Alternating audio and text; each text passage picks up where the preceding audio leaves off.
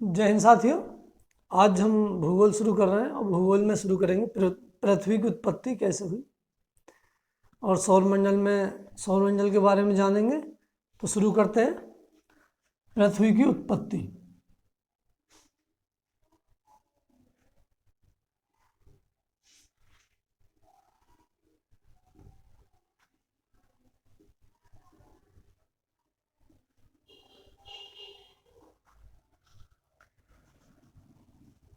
पृथ्वी की उत्पत्ति के दो सिद्धांत हैं, सौरमंडल थ्योरी, नेबुलर जो कि प्राचीन सिद्धांत है, और एक है बिग बैंग थ्योरी जो कि नवीन सिद्धांत है, आधुनिक सिद्धांत। तो पहले पृथ्वी की आयु जान लें। पृथ्वी की आयु कितनी है, जो कि हम पढ़ते हैं 4 से 5 बिलियन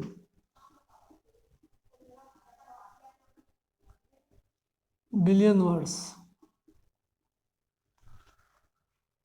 इसकी जो उत्पत्ति हुई आज से 4 या 5 बिलियन वर्ष। बिलियन जो होता है मिलियन से बड़ा होता है, तो मिलियन नहीं बिलियन वर्ष। और दूसरा हम देखें तारों की उत्पत्ति। तो तारों की जो उत्पत्ति हुई है 5 से 6, हाँ 5 से 6 बिलियन वर्ष पहले।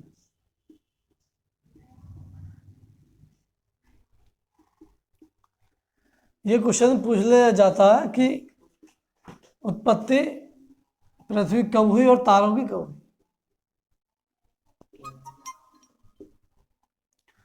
तारों की उत्पत्ति 5 से 6 मिलियन, दो जगह लिख दिया मैंने, 5 से 6 मिलियन वर्ष पहले, और पृथ्वी की 4 से 5। तो पृथ्वी की उत्पत्ति के दो सिद्धांत हैं।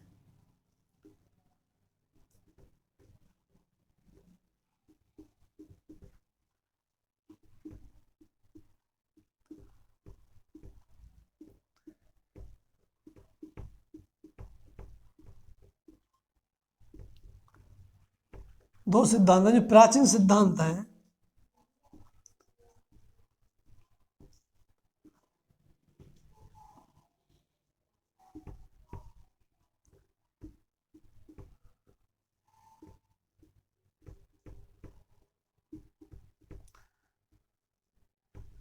नेबुलर सिद्धांत। ये जो नेबुलर सिद्धांत क्या कहता है, नेबुलर सिद्धांत कहता है कि जो कि ब्रह्मांड की जो उत्पत्ति हुई है वो एक बादल से हुई है। हाँ, जितने ग्रह उपग्रह तारे, सूरज भी क्या एक तारा है। तो जो इस थ्योरी के अनुसार जो है कि ये एक पहले एक धूल के कणों में एक बादल की तरह घूम रहा था। जैसे मान लो ये एक बादल है और ये जो घूम रहा है, ये जो घूम रहा है ऐसे घूम रहा है।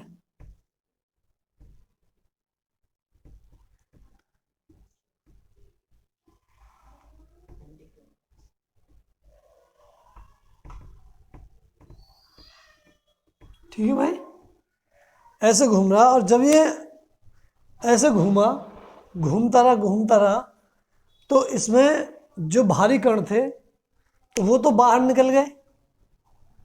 भारी कण क्या हुआ, बाहर निकल गए, और जो हल्के कण थे वो इसमें यहाँ अंदर रुक गए केंद्र में। भारी कण बाहर को निकल गए और जो कि हल्के कण थे वो कहाँ रह गए, केंद्र में रुक गए। हम किसी चीज को हल्के को फेंकेंगे तो पास में रुक जाएगी, भारी को फेंकेंगे तो दूर तक जाएगी। तो ये इन्होंने कहा, इसका क्या नाम दिया इन्होंने, ये नेबुलर बादल या नेबुलर क्लाउड।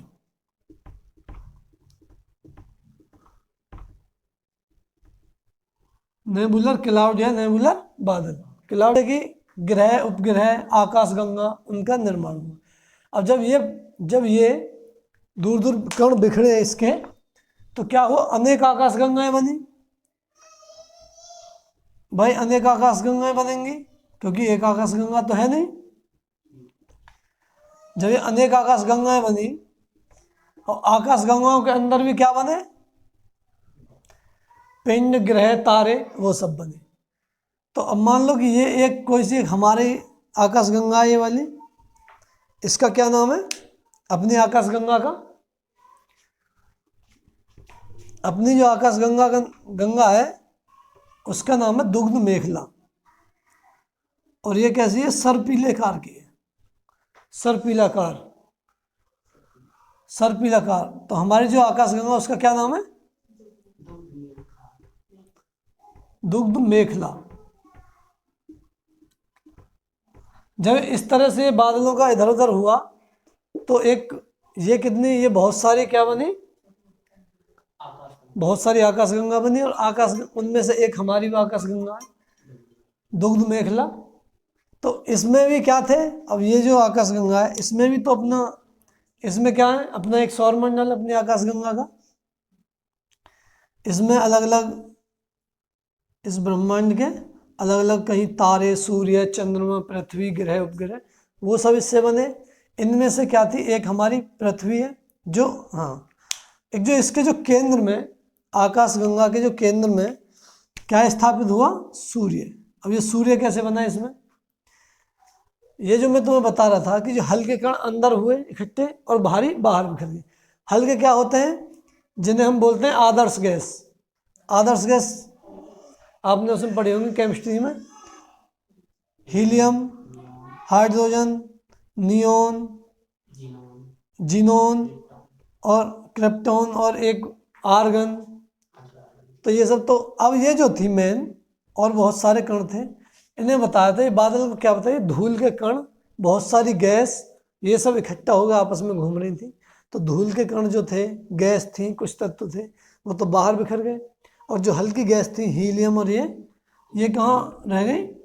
यहाँ पे केंद्र में। जब ये यहाँ रही तो हीलियम और हाइड्रोजन, इसका संलयन से क्या बना? सूर्य का निर्माण हुआ। जो कि सूर्य चमकता है इसी की तो देन है, हीलियम हाइड्रोजन की। और इनमें हमारी एक पृथ्वी है कोई सी, और जो और पास बाकी जो क्या थे? ग्रह, उपग्रह और अनेक तारे, वो बने। इनमें से हमारी एक पृथ्वी थी जिस पर जीवन है, अभी तक तो यही जीवन है, बाकी तो कहीं है नहीं। तो मेरा जो कहने का मतलब ये है, जो जहाँ से क्वेश्चन आता है समझाना थोड़ा सा यूजर कि तुम्हें पता चल जाए बेसिक है क्या। लेकिन क्वेश्चन जो आता है, इसकी कितनी, कब उत्पत्ति हुई, ये कब हुई, और ये दुग्ध मेखला किसका नाम है, ये जो सूर्य है ये कहाँ पर है? तो ये जो हमारी आकाशगंगा, इसके केंद्र में स्थापित है सूर्य। पहले कि कोई बतावेगा किनारे पे है हमारी आकाशगंगा पे, तो ये है कहाँ? हमारी आकाशगंगा का नाम क्या? दुग्ध मेखला।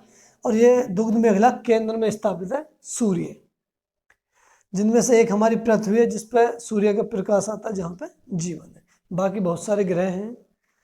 अब दूसरा सिद्धांत जो था, अच्छा इसने ये दिया किसने था? ये तो मैं बताया नहीं।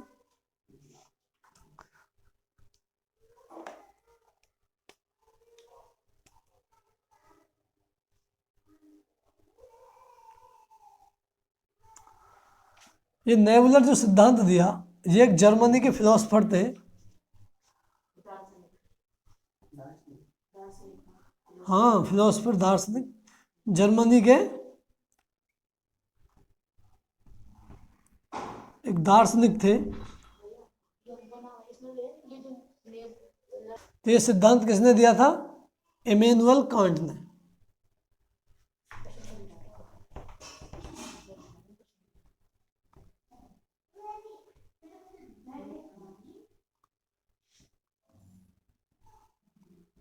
इमैनुअल कांट, ये कौन थे?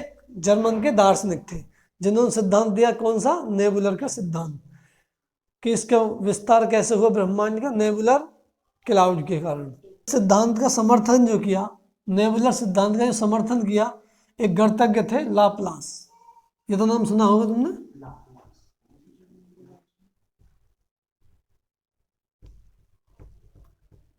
लाप्लास,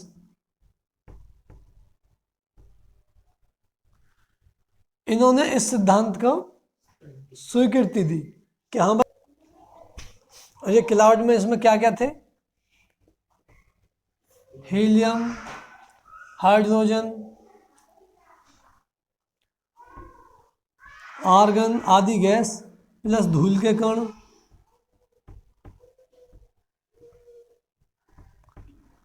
प्लस अन्य, ये जो मैंने आपको बताया प्राचीन बताया, प्राचीन सिद्धांत नेबुलर क्लाउड या नेबुलर बादल का सिद्धांत। अपनी जो आकाशगंगा क्या नाम है उसका? दुग्ध मेखला। और सूर्य दुग्ध मेखला में कहाँ है? केंद्र में स्थित है। किससे मिलकर बना है? हाइड्रोजन और हीलियम से। अब एक ब्रह्मांड की उत्पत्ति का दूसरा सिद्धांत है जिसे हम बोलते हैं आधुनिक सिद्धांत। ब्रह्मांड की उत्पत्ति का आधुनिक सिद्धांत। आधुनिक क्या? Big bang theory.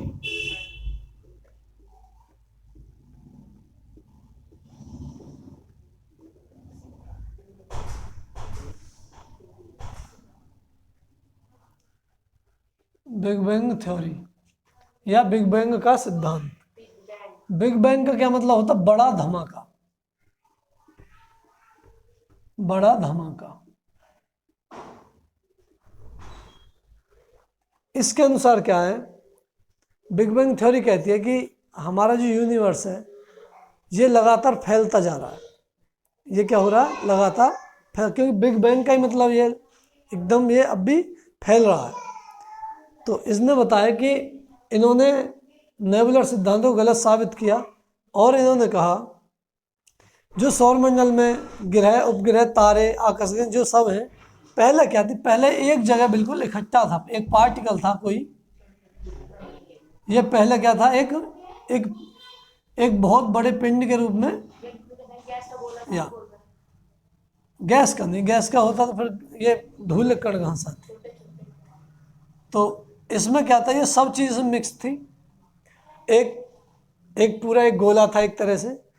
क्या हो? इसमें एक बहुत बड़ा ब्लास्ट हुआ, धमाका हुआ, और जिसके कारण इसके पार्टिकल अलग अलग बिखर गए।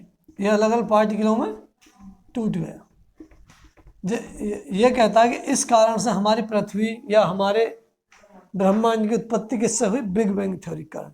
कि पहले ये एक बहुत बड़ा पिंड था जिसमें धमाका हुआ, धमाका होने से ये चारों तरफ बिखर गई, भारी चीज़ बिखर गई और जो हल्की चीज़ थी वो अंदर केंद्र में रुकी रही। तो इससे क्या होता है? ये सिद्धांत किसने दिया? बिग बैंग थ्योरी का ये जो सिद्धांत है जॉर्ज लेमेटर ने।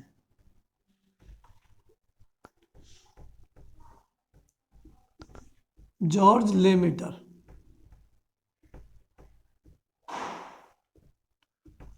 जॉर्ज लेमेटर ने सिद्धांत का प्रतिपादन किया, या बिग बैंग थ्योरी के पिता या जनक कहा जाता है किसको? जॉर्ज लेमेटर। और ये धीरे धीरे ठंडी हुई, फिर पृथ्वी हमारी रहने लायक बनी। इन्होंने ये सिद्धांत दिया। आज जो पूछा जाता है, आजकल दोनों ही पूछे जाए, अपने टाइम में वो बहुत अच्छा था, और वर्तमान में ये इसकी मान्यता ज़्यादा है।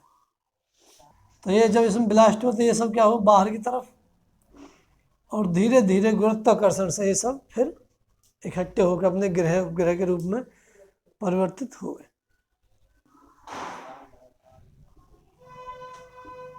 ब्रह्मांड का विस्तार